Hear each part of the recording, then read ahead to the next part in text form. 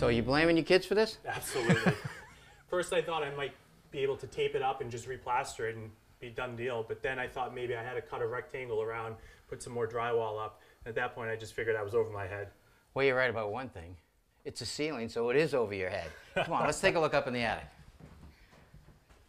And here's what happened. I climbed up the attic stairs trying to go get the toy, and what I usually try to do is put my feet on the plywood. And when the plywood runs out, I'll put my hands on these collar ties here and put my feet on the joist. Yeah. So I walked back and got the toy, and I heard my kids scream, and I said, oh, I better hurry. So I started going back a little too fast, and I noticed right here, when I put my foot down, I didn't hit the joist. You missed. And I missed. All right, so let's see. We'll take out this insulation. Oh yeah, there's the damaged wallboard right there. Let me see what under this one. Yeah, you can really see the damage. Well, what you have here, first of all, this is a 2x8 ceiling joist, and they're 16 inches on center. And they run from the front of the house to the back of the house, or rafter to rafter. Underneath that is this 1x3 furring strip, or strapping. What's this used for? Well, it's a couple of things. The electrician can use it to run their wires under the joist so they don't have to drill them. Oh. And the wallboarders fasten their wallboard to it. Gotcha. So we're going to have to cut out the damaged wallboard and replace it? No, we're going to re-secure the damaged wallboard.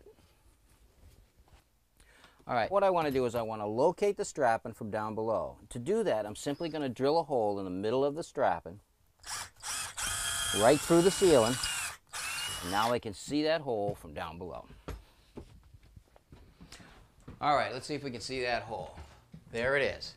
Now that hole is our first piece of strapping, and we know that it runs across the room this way.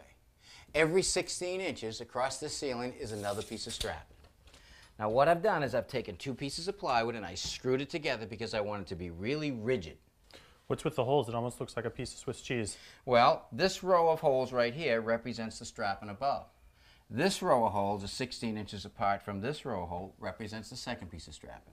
Now what I want you to do is hold this up under the ceiling, but line up one of the holes with that hole in the ceiling. All right, now what I did is I actually cut a piece of 2x4 to fit between the ceiling and the floor, and I'm going to use this to jack up that piece of plywood, pushing the wallboard up against the strapping. Now I have another piece of plywood on the floor so I don't damage the floor.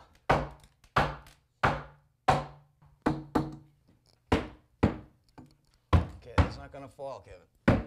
It's up there nice and tight. Okay, I've installed a drywall tip in my screw gun, which will allow the drywall screw to countersink just at the right depth.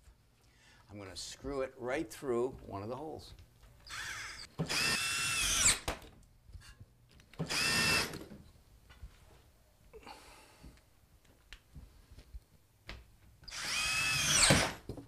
All right, now we've screwed the wallboard to the strapping. Now we have to introduce some structure between the strapping so we can screw the wallboard to it. And I'm simply going to use a piece of 5/8 plywood. Before I put the plywood in, I'm going to run some construction adhesive on the top of the wallboard.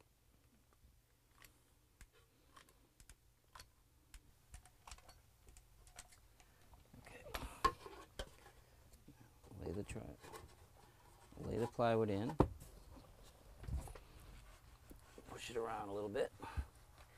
Now the plywood fits under the joist loosely because it's a little bit thinner than the strapping.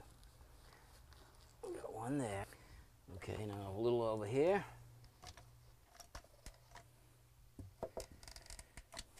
Take the next piece. Lay it in. Now a couple of shims under the joist. I'm going to sandwich it between the plywood and the joist, pushing the plywood down tight to the wallboard.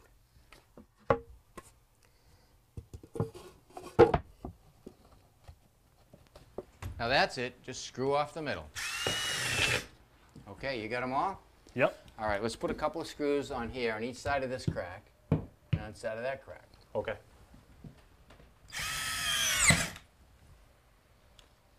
Down here a little bit.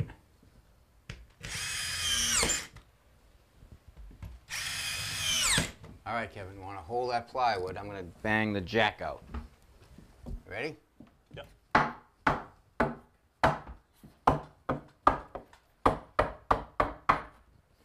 Let's see how it looks. Ah, pretty good. We got some touch-up to do.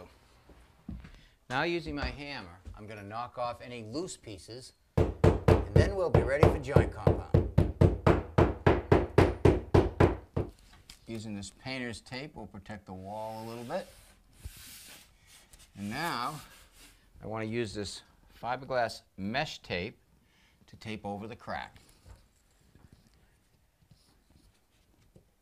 All right, now we're ready to cover over our patch with some joint compound.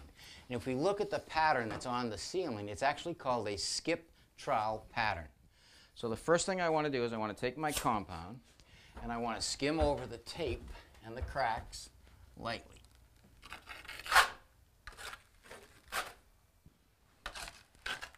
Get a nice layer right over it. With the cracks and the screw heads covered, we're ready to apply the texture.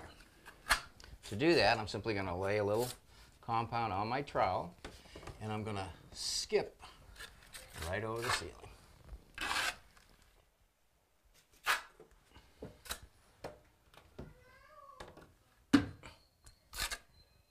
The reason we call it skip troweling is because I'm not applying a lot of pressure. The trowel is actually skipping over it. Well, what do you think, Kevin? This is great. I can't even see the patch. Well, that's the idea of it. Now, in a couple of days, when it's dry, put a coat of paint on it, and it should disappear. Do you think you can handle that? Definitely.